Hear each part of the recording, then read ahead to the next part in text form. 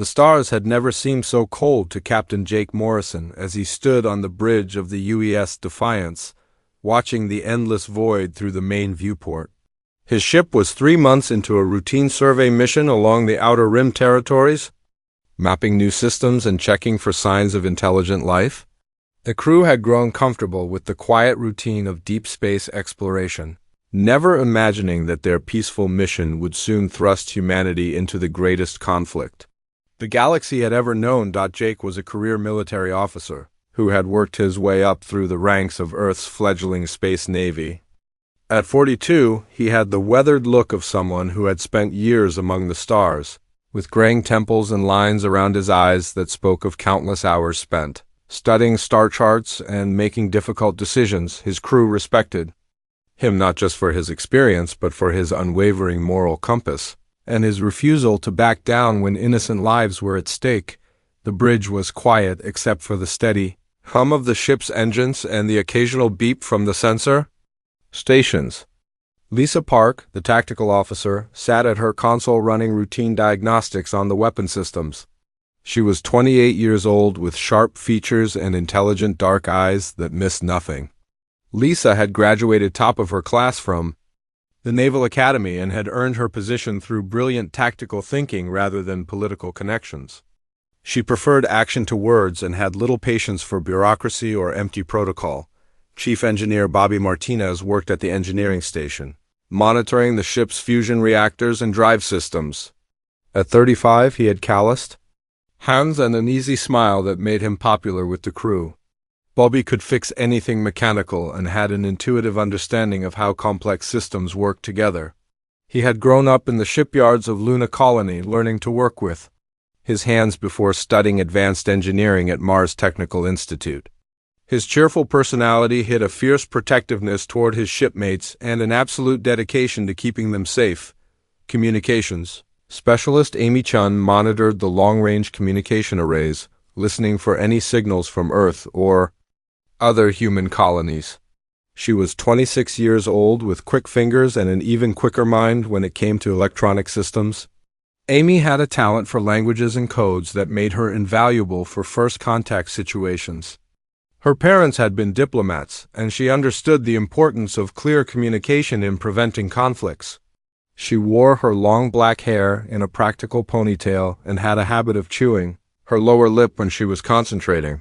Science Officer Don Cooper spent most of his time analyzing sensor data and studying the composition of planets and asteroid fields they encountered. At 31, he was the intellectual heart of the crew, with a PhD in xenobiology and another in theoretical physics. Don had joined the space program hoping to discover new forms of life, and his enthusiasm for scientific discovery was infectious. He wore thick glasses and had a tendency to get excited about mineral compositions and stellar phenomena that the rest of the crew found mundane. The Defiance itself was humanity's most advanced warship, though it had been designed primarily for exploration rather than combat. The ship was 200 meters long and carried a crew of 85. Its hull was made from advanced composite materials that could withstand the rigors of deep space travel, and its fusion engines could push it to nearly 10% of light speed. The ship's defensive systems included energy shields and point defense weapons, while its offensive capabilities consisted of railgun batteries and a small complement of guided missiles. The routine of their mission was broken when Amy Chun suddenly sat up straight at her station and began adjusting her equipment. She had picked up a faint signal from the direction of the Kepler 442 system, approximately 2 light-years from their current position. The signal was weak and intermittent, but it carried the unmistakable pattern of a human distress beacon. Amy turned to Captain Morrison with concern written across her face. The distress signal was coming from Kepler 442b, a mining colony that had been established 5 years earlier to extract rare Earth elements from the planet's crust. The colony was supposed to have a population of nearly 3,000 people, including miners, their families, and support personnel. The signal was automated, which meant that either the colony's communication system was damaged or the operators were unable to send a proper message. Jake immediately ordered a course change toward the Kepler system. The Defiance's engines hummed, with increased power as Bobby Martinez pushed the fusion reactors to maximum safe output. At their best speed, it would take them 18 hours to reach the colony. During the journey, Dan Cooper analyzed everything they knew about Kepler 442b. While Lisa Park reviewed the ship's defensive capabilities and Amy Chun tried to boost the signal to get more information. The planet Kepler 442b was located in the habitable zone of its star, with a slightly higher gravity than Earth and a thick atmosphere that required environmental suits for extended outdoor work. The mining operation had been successful, shipping valuable rare Earth elements back to the inner colonies on a regular schedule. The colonists had reported no problems in their last scheduled communication 3 weeks earlier. As the Defiance approached the system, Dan Cooper's sensors began picking up disturbing readings. There were massive energy signatures in the planet's atmosphere, far beyond anything that should have been present in a simple mining colony. The energy patterns were unlike anything in Earth's databases, suggesting technology that was not only advanced but completely alien in origin. When they finally achieved orbit around Kepler 442b, the crew of the Defiance was horrified by what they found. The mining colony lay in ruins, with several buildings completely destroyed and others showing signs of massive structural damage. The main processing facility had been reduced to twisted metal and slag, while the residential areas showed blast patterns that suggested deliberate targeting rather than accidental explosions. Amy Chun managed to establish contact with survivors who had taken shelter in the underground mine shafts. Colony Administrator Helen Ross came on the communications channel, her voice shaking with exhaustion and fear. She explained that 3 days earlier, 4 massive alien vessels had appeared in orbit without warning. The aliens had demanded tribute. In the form of rare elements and half the colony's population as slaves, Helen described the aliens as godlike beings who wielded incredible powers. One group could manipulate pure energy, creating devastating weapons from thin air. Another could control mineral matter, reshaping the very ground beneath the colonists' feet. A third group could phase in and out of reality, appearing and disappearing at will like ghosts. The fourth group commanded light itself, creating blinding flashes and intense heat beams that could melt steel. When the colonists explained that they were simple miners, who had no authority to negotiate such demands, the aliens had demonstrated their power by systematically destroying the colony's infrastructure. They called themselves the Ethereal Dominion and claimed to be the rightful rulers of the galaxy. According to Helen, they had given the survivors 1 week to gather the demanded tribute before they would return to collect what they were owed. The colonists had managed to hide in the deep mining tunnels, but they had limited food and water. Several people had been injured in the attacks, and they had no way to treat serious medical conditions.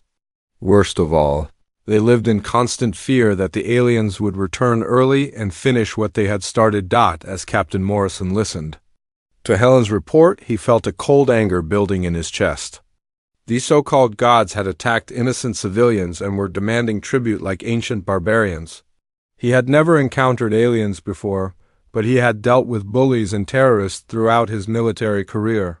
The tactics were the same regardless of the species involved. Jake made his decision quickly and communicated it to his crew with the quiet authority that had earned their respect. The Defiance would begin immediate rescue operations to evacuate the wounded and provide supplies to the survivors. They would also prepare defensive positions in case the aliens returned while they were helping the colonists. Amy Chun reported that she was receiving similar distress signals from 12 other systems, all describing attacks by the same alien coalition. Lisa Park began charging the ship's weapon systems while Bobby Martinez prepared the medical bay for casualties. Don Cooper started analyzing the energy signatures left by the alien vessels, hoping to learn something about their technology. As the crew of the Defiance began their humanitarian mission, long-range sensors detected 4 massive objects approaching the system at incredible speed. The aliens were returning ahead of schedule, and they were about to encounter a species that had never learned to bow to false gods. The stage was set for a confrontation that would echo across the galaxy and change The course of galactic history forever. The four alien vessels emerged from hyperspace with a display of power that was clearly meant to inspire terror and submission. Each ship was massive beyond human comprehension, stretching several kilometers in length and crackling with energies that made the space around them shimmer and distort. The lead vessel pulsed with raw electrical energy that danced across its hull like controlled lightning, while the second ship seemed to be made entirely of living crystal that shifted and changed its geometric patterns. The third vessel appeared, ghostly and translucent, flickering in and out of visible reality as if it existed in multiple dimensions at once. The fourth ship blazed with the intensity of a small star, its hull glowing with pure white light that was almost painful to look at directly. Captain Jake Morrison stood on the bridge of the Defiance, watching the alien fleet with the calm expression of a professional soldier who had seen his share of intimidation tactics. His crew remained at their stations, following his example of steady professionalism in the face of the unknown. Lisa Park had her hands poised over the tactical controls, ready to respond to any hostile action. Bobby Martinez monitored the ships, power systems, prepared to reroute energy to weapons or shields at a moment's notice. Amy Chun kept the communication channels open while scanning alien transmissions, and Don Cooper studied the sensor readings with the focused attention of a scientist encountering something completely new. The largest of the alien vessels opened a communication channel, and the bridge speakers filled with a voice that carried the arrogance of countless centuries. The speaker identified himself as High Archon Veltar of the Zephyrians, servant of the ethereal dominion and herald of divine judgment. His words were translated by the ship's computer, but the tone needed no translation. This was the voice of someone who had never been questioned, never been challenged, and never been told no by any living being. Veltar's message was simple and direct. The unknown vessel was trespassing in space that belonged to the gods of the ethereal dominion. The crew had one opportunity to withdraw immediately and flee to whatever distant corner of the galaxy they had crawled out of. If they remained, they would face the righteous wrath of beings whose power was beyond the comprehension of lesser species. The Dominion had ruled the galaxy for 10,000 years, and no force in known space had ever successfully opposed their will. Captain Morrison took a moment to consider his response, then activated the communication system with the same matter-of-fact tone he might use to order coffee in the ship's mess hall. He informed the alien fleet that they were interfering with a humanitarian rescue operation being conducted by the United Earthship Defiance. The colonists on the planet below were under the protection of the Earth Alliance, and any further attacks on civilian targets would be considered acts of terrorism that would be met with appropriate force. The communication channel fell silent for several seconds, and Jake could almost feel the confusion radiating from the alien ships. Amy Chun monitored their internal communications and reported that the aliens seemed genuinely puzzled by the human response. According to her translation of their transmissions, no species had ever spoken to the Dominion as equals, much less made demands or issued ultimatums to self-proclaimed gods. High Archon Veltar responded with what was clearly meant to be a demonstration of divine power. The energy-crackling ship focused its electrical abilities on a nearby asteroid, completely disintegrating the rocky mass in a spectacular display of controlled lightning. The crystal ship followed by reaching out with some form of matter manipulation, gathering the scattered debris and reshaping it into elaborate geometric patterns that defied natural physics. The ghostly vessel demonstrated its dimensional abilities by phasing partially out of reality, becoming translucent and ethereal. Finally, the star-bright ship unleashed a beam of pure light that turned another asteroid into superheated plasma. The display was clearly choreographed to inspire awe and terror in primitive species who had never encountered such advanced technology. The aliens expected the human ship to immediately surrender and beg for mercy, as had happened with every other species they had encountered over their long reign of terror. Instead, they received a response that would become legendary throughout the galaxy. Captain Morrison acknowledged that the alien technology was mildly interesting from a scientific perspective, but noted that humanity had observed similar phenomena in their studies of stellar physics and exotic matter. He thanked them for the demonstration and politely requested that they move their vessels to a safe distance while the Defiance continued its rescue operations. The casual dismissal of their godlike powers as mere scientific curiosities sent shockwaves through the alien fleet. Don Cooper was analyzing the sensor data from the alien demonstration with growing excitement. The energy readings were impressive, but followed known physical laws.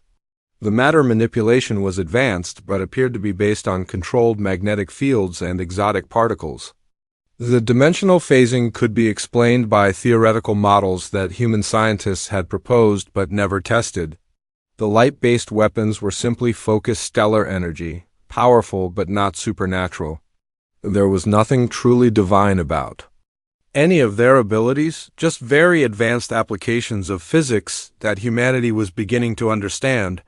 Amy Shun had been busy during the alien demonstration, using the communication exchange to hack into their data networks. Human computer systems had evolved through constant conflict with hackers and hostile artificial intelligences, making them incredibly sophisticated at breaking through security barriers. The alien systems, protected by nothing more than the assumption that no lesser species would dare to challenge gods, were surprisingly vulnerable to human intrusion techniques. The information Amy gathered was revolutionary.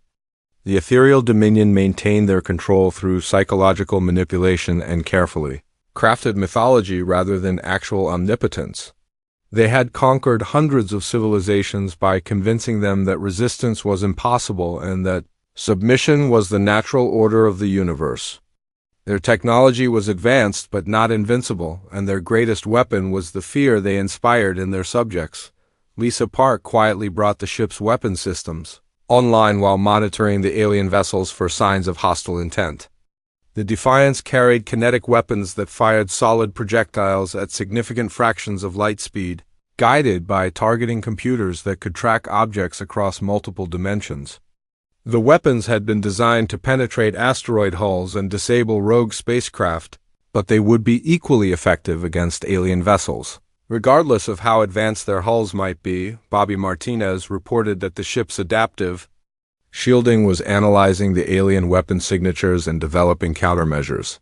Human defensive technology had been designed to handle everything from laser weapons to particle beams, and the modular shield generators could be reconfigured to defend against new types of attacks. The alien weapons were powerful, but they operated on principles that human engineers had already considered and prepared for Da High Archon. Veltar made one final demand for immediate surrender and tribute. His voice carried the absolute certainty of someone who had never been refused, never been challenged, and never been forced to consider that his divine authority might be questioned by mere mortals.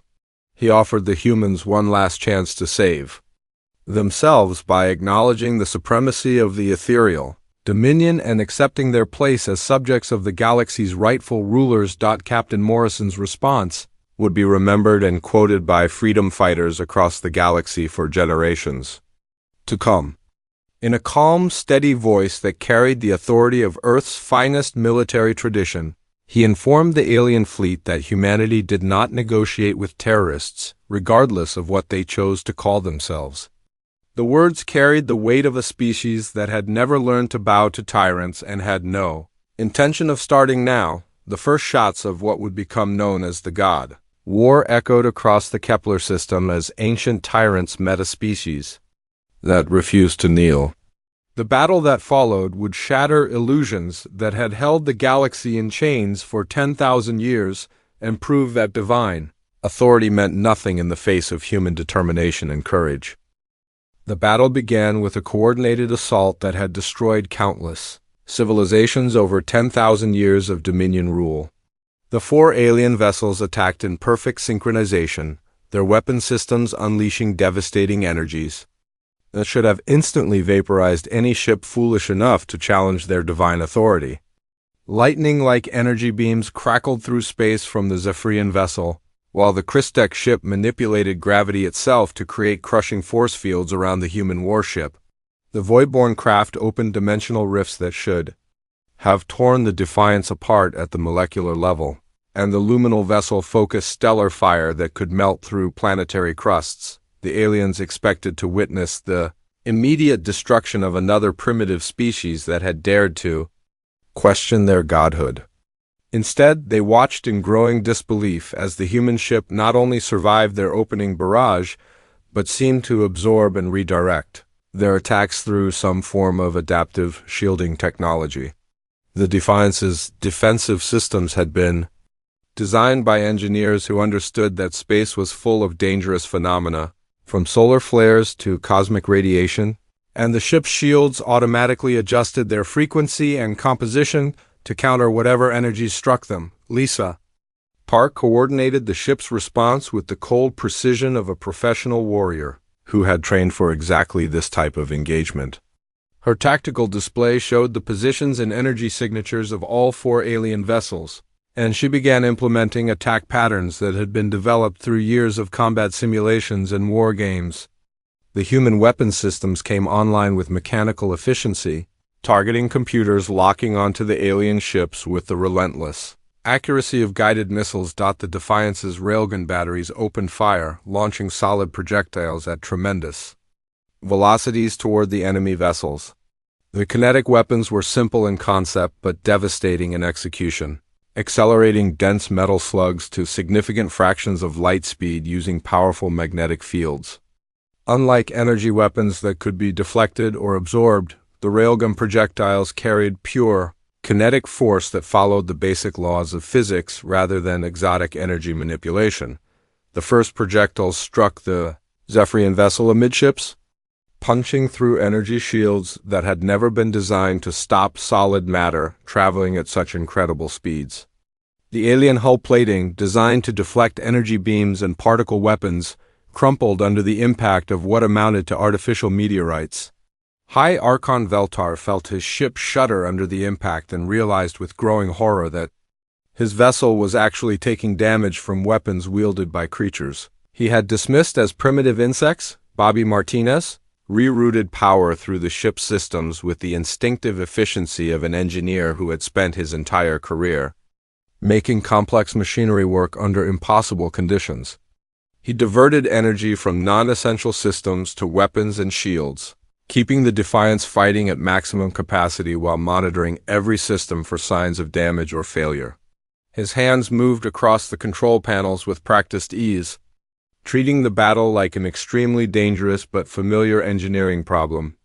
Amy Chion had expanded her role beyond communications to electronic warfare, using human computer systems to disrupt alien targeting and coordination. The Dominion vessels relied on quantum entanglement networks to maintain perfect coordination between their ships, but human encryption technology had evolved through constant cyber warfare and proved surprisingly effective at introducing chaos into alien computer systems. She began broadcasting interference patterns that confused alien sensors and made it difficult for them to maintain their coordinated attack formations. Dan Cooper made crucial discoveries while analyzing the battle data in real time. The alien technologies, impressive as they appeared, had fundamental weaknesses that could be exploited by anyone who understood the underlying physics. The Zephyrian energy manipulation required specific electromagnetic frequencies to maintain stability, and disrupting those frequencies caused their weapons to lose coherence. The crystalline matter control depended on quantum field interactions that could be scrambled by targeted electromagnetic pulses. More importantly, Don realized that the voidborn dimensional phasing abilities were limited by the amount of energy required to maintain existence in multiple realities simultaneously. The aliens could phase through normal matter, but they became vulnerable during the transition periods when they had to solidify to interact with the physical universe. The luminal light-based weapons, while incredibly powerful, followed predictable patterns based on stellar physics and could be countered using principles that human scientists had developed for studying dangerous stars. Captain Morrison implemented these discoveries immediately, coordinating his crew's efforts to systematically dismantle the aliens' technological advantages. He ordered Lisa Park to target the Zephyrian ship's energy manipulation systems with electromagnetic pulse warheads, while directing Bobby Martinez to modify the ship's sensor arrays to track the Voidborn vessel through its dimensional transitions. Amy Chun focused her electronic warfare efforts on disrupting Christek quantum field generators, and Dan Cooper provided real-time analysis of alien weapon patterns to help predict their next attacks. The results exceeded even Jake's optimistic expectations. The Zephyrian vessel began losing coherence in its energy shields as human EMP weapons disrupted the delicate electromagnetic balance required for their power systems. Sparks and electrical fires erupted across the alien ship's hull as systems that had operated flawlessly for millennia began failing under electronic interference they had never been designed to handle. The Christek ship discovered that its matter manipulation abilities were useless against the synthetic materials that made up the Defiance's hull and armor. Human engineering had developed composite materials specifically to resist various forms of exotic matter manipulation, and the alien technology simply could not get the molecular grip it needed to reshape or destroy the human vessel.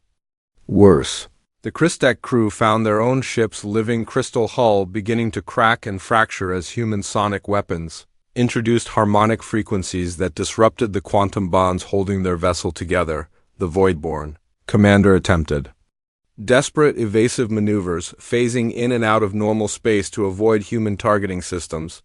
However, Don Cooper had learned to predict the energy signatures that preceded each dimensional transition, and Lisa Park began timing her weapon attacks to catch the alien ship during the brief moments when it had to materialize to fire its own weapons. Human missiles began finding their target with increasing frequency, each hit causing catastrophic damage to systems that had never been designed to operate while under fire. The luminal vessel, blazing with stellar intensity, found its light-based weapons being absorbed and redirected by human adaptive shielding that treated the alien attacks as simply another form of electromagnetic radiation. Bobby Martinez had modified the ship's energy collection systems to convert the incoming stellar fire into power for the Defiance's own weapons, effectively using the alien attacks to fuel human countermeasures. High Archon Veltar broadcast increasingly desperate communications to his fellow commanders, demanding explanations for how primitive creatures could possibly challenge the power of gods. His panicked transmissions were intercepted by Amy Chun and rebroadcast across the local communication networks, allowing enslaved populations throughout the sector to hear their oppressors expressing fear and confusion for the first time in recorded history. The psychological impact was devastating to the Dominion forces. Their entire identity was built on the foundation of being untouchable, divine beings who controlled forces beyond mortal comprehension. The reality of taking damage from weapons they understood, fired by creatures they had dismissed as insects, shattered their sense of invincibility and left them struggling to comprehend a universe where gods could bleed. As the battle continued, it became clear that superior technology alone was not enough to guarantee victory.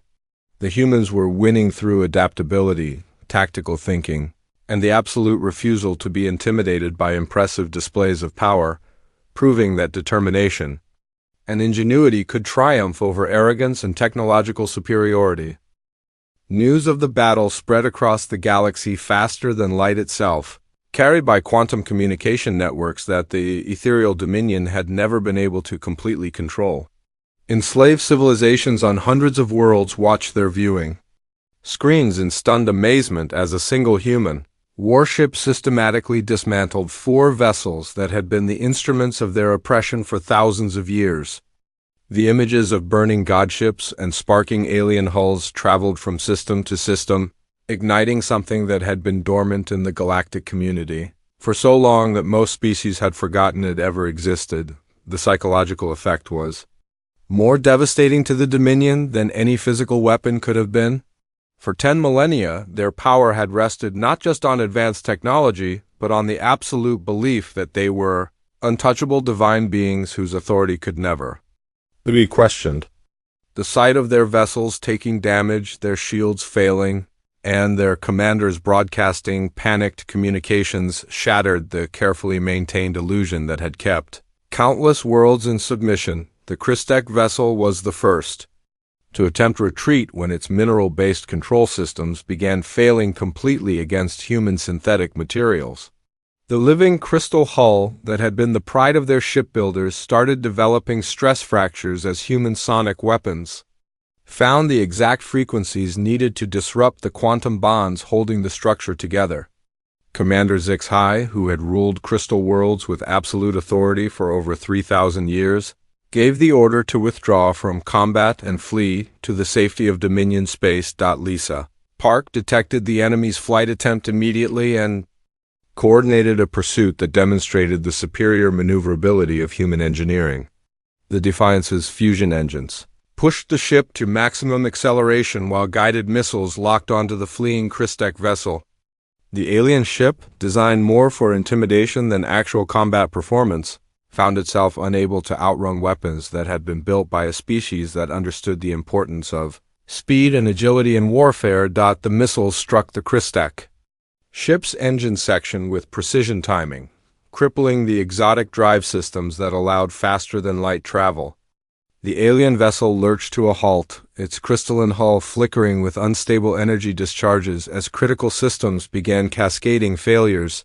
For the first time in recorded galactic history, enslaved populations witnessed one of their god oppressors attempting to run away like a frightened animal, destroying forever the myth of divine courage and infinite power. High Archon Veltar's desperate communications with the Dominion homeworlds were intercepted by Amy Chun and immediately broadcast across every rebel communication network in the sector, whose panicked voice, speaking words like impossible and how can this be happening, reached the ears of billions of beings who had spent their entire lives believing that their oppressors were infallible gods, who could never be defeated by mortal weapons or mortal courage. The intercepted transmissions revealed the truth that the Dominion had hidden for millennia. The so-called gods were just another species with advanced technology, capable of fear, confusion, and desperation when faced with unexpected resistance. Veltar's calls for immediate reinforcements and emergency tactical support sounded exactly like any military commander who had encountered an enemy he could not defeat. Stripped of all divine pretense and godlike authority, the Voidborn commander, Captain Nethmar, made a desperate decision to phase his entire vessel into an alternate dimension where human weapons theoretically could not reach them. The ghostly ship began flickering more rapidly between realities, becoming increasingly translucent as it shifted deeper into dimensional space. Nethmar believed that by fully committing to dimensional phase, his ship could attack the humans with impunity while remaining completely safe from retaliation. Dan Cooper had been studying the Voidborn phase technology throughout the battle, and he recognized the energy signatures that preceded a full dimensional shift. Working with incredible speed, he modified the ship's weapon targeting systems to fire across dimensional barriers using principles derived from human theoretical physics and quantum mechanics. The technical challenge would have been impossible for most species, but human science had always pushed the boundaries of what was considered achievable. The modified weapons fired just as the Voidborn ship completed its dimensional phase, sending projectiles across the barrier between realities with perfect timing and accuracy. The alien vessel rematerialized with catastrophic hull breaches and engine failures, proving that human adaptability and scientific innovation could overcome even the most exotic defensive technologies. Nethmar's screams of disbelief echoed across the communication channels as his supposedly impregnable sanctuary became a death trap. Captain Morrison opened communication channels to the damaged alien vessels, offering their commanders a choice that no Dominion force had ever received from their victims. They could surrender immediately and face trial for their crimes against sentient beings, or they could continue fighting and face complete destruction. The concept of mercy being offered by an inferior species to their divine superiors was so alien to Dominion thinking that several commanders initially assumed it was some form of elaborate trap or psychological warfare. The offer of surrender terms rather than immediate execution confused the alien commanders almost as much as their military defeat. Throughout their long reign, the Dominion had never shown mercy to defeated enemies and had never conceived that lesser species might. possess moral principles that would lead them to spare the lives of their oppressors. The idea that humans might actually mean what they said about fair trials and prisoner rights was completely outside their understanding of how power, relationships worked in the galaxy. The luminal vessel, now alone and heavily damaged after watching 3 of its companion ships suffer defeat or crippling damage, prepared for a final desperate attack that would either destroy the human ship or result in their own annihilation. Commander Solabith channeled the energy of the system's star itself through the ship's light manipulation technology, gathering power on a scale that should have been sufficient to vaporize any vessel in known space. The stellar energy beam that erupted from the luminal ship carried the power of a solar flare focused into a coherent weapon of incredible destructive potential. The attack represented everything the Dominion understood about overwhelming firepower and the absolute authority that came from wielding forces beyond the comprehension of lesser species. Solabith expected to watch the human ship simply cease to exist under the impact of stellar fire. Instead, the Defiance's adaptive shielding systems absorbed the incoming stellar energy and converted it directly into power for the ship's own systems. Bobby Martinez watched his engineering displays with amazement as the alien attack supercharged the human vessel's fusion reactors and energy storage systems. He announced with a grin that the aliens had just provided enough free energy to operate the ship at maximum capacity for the next 6 months. The sight of their most powerful weapon not only failing to destroy the human ship but actually making it stronger broke the last remnants of Dominion confidence and shattered the psychological foundations of their authority.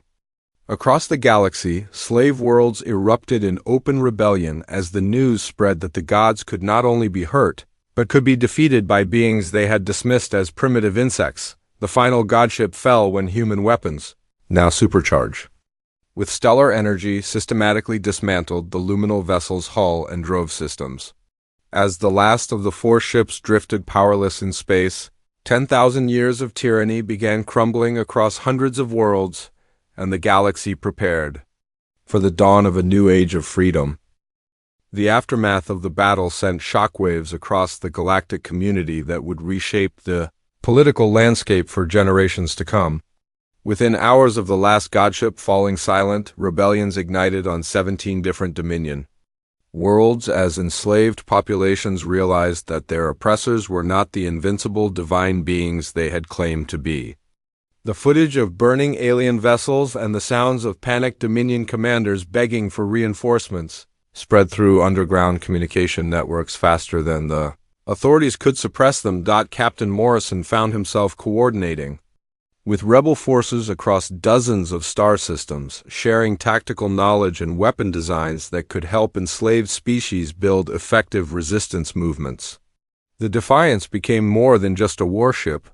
It transformed into a symbol of liberation that proved advanced technology alone could not guarantee victory over determination, moral courage, and the refusal to accept tyranny as the natural order of the universe. Lisa Park took on the role of military instructor, conducting training sessions via quantum communication, links with alien resistance fighters who had never imagined they could successfully oppose their oppressors.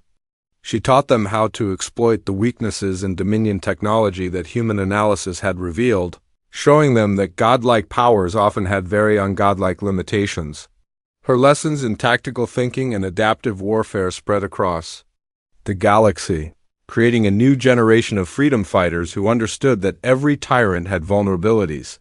The 4 surviving alien commanders, now prisoners aboard the human ship, struggled to comprehend not just their military defeat but the complete collapse of everything they had believed about their place in the universe. High Archon Veltar demanded to know what manner of beings humans were to resist divine authority with such casual effectiveness. His voice carried none of the arrogance that had characterized Dominion communications for millennia, replaced instead by genuine confusion and something that might have been fear. Captain Morrison's response to the alien prisoners was delivered with the same straightforward honesty that had marked all his communications during the crisis. He explained that humans were simply people who had learned throughout their history that freedom was worth fighting for, regardless of how powerful or technologically advanced their oppressors might be. They were a species that had never developed the habit of bowing to bullies, whether those bullies called themselves kings, emperors, or gods. Amy Chun established communication networks that linked rebel cells across dozens of star systems, creating a coordinated resistance movement that the scattered Dominion forces could not effectively suppress. Her background in languages and diplomatic communication proved invaluable in helping different species work together despite their various cultural differences and technological capabilities. The quantum communication arrays she set up became the backbone of what historians would later call the Great Liberation. The psychological warfare proved as effective as kinetic weapons in bringing down the Dominion Empire. Once people stopped believing in the divine nature of their oppressors, those oppressors lost most of their power over hearts and minds. The carefully constructed mythology that had kept hundreds of worlds in submission for 10,000 years crumbled in a matter of days, replaced by the simple understanding that gods who could be hurt by conventional weapons were not gods at all. Don Cooper spent his time analyzing captured Dominion technology and preparing comprehensive reports that would be transmitted back to Earth's scientific community. The advanced physics involved in alien systems would accelerate human technological development by centuries. But more importantly, the technical specifications and tactical analysis would help other species build effective weapons against their former oppressors. His scientific curiosity had contributed to the liberation of an entire galaxy. The collapse of Dominion authority created power vacuums across hundreds of star systems, and Captain Morrison found himself serving as an unofficial mediator in disputes between former slave worlds and the remnants of their oppressors' military forces. His reputation for fair dealing and moral principle made him a trusted figure among species who had never before encountered anyone willing to risk their lives for strangers without expecting payment or tribute in return. Bobby Martinez worked with alien engineers to help them adapt human defensive technologies to their own ships and planetary installations. His practical approach to problem solving and his genuine enthusiasm for helping others made him popular with technical personnel throughout the Rebel Alliance. The fusion reactor designs and adaptive shielding systems he shared would become standard equipment for free worlds defending themselves against Dominion remnants. The story of the battle spread far beyond the immediate combat zone, reaching even the core worlds of the Dominion Empire, where it inspired doubt and rebellion among populations who had never questioned the divine right of their rulers. The gods themselves began fleeing to distant sectors of the galaxy, abandoning territories they had controlled for millennia as their authority collapsed and their subjects turned against them. Reports began reaching the defiance of Dominion forces, surrendering to local resistance movements rather than fighting hopeless battles against populations who no longer feared them. The alien military commanders who had once ruled through terror found themselves facing enemies who understood that gods could bleed, could be defeated, and could be held accountable for their crimes against innocent beings. The liberation of the Kepler 442b mining colony became the template for similar operations across the galaxy. Human rescue teams worked alongside local resistance forces to evacuate civilian populations from war zones and provide medical aid to those who had suffered under Dominion rule. The humanitarian aspect of human intervention proved as important as the military victory in winning the trust and cooperation of alien species. Captain Morrison filed his final report on the crisis with the notation that humanity had made first contact with galactic civilization under circumstances that required immediate military intervention. He recommended that Earth prepare for both new friendships with liberated worlds and potential conflicts with Dominion remnants, who might seek revenge against the species that had ended their reign of terror. The Defiance returned to Earth carrying proof that humanity was not alone in the universe and that sometimes the galaxy needed someone willing to stand up to bullies, regardless of what they chose to call themselves. Behind them, former slave worlds began the long process of rebuilding free societies while the remnants of the ethereal Dominion fled to distant corners of space, their divine authority shattered forever by the refusal of one human crew to bow. To false gods, the age of the Dominion had ended not with the collapse of their technology or the exhaustion of their resources, but with the simple demonstration that divine authority meant nothing when confronted by beings who valued freedom more than safety and who understood that true strength came from moral courage rather than superior firepower. In the years that followed, monuments would be erected on liberated worlds carrying inscriptions in hundreds of different languages, all expressing the same fundamental truth that echoed across the galaxy. They called themselves gods, but they bled like everyone else, and humanity taught the universe that divine authority ended where courage began. The stars themselves seemed brighter in a galaxy where freedom had replaced fear as the guiding principle of civilization.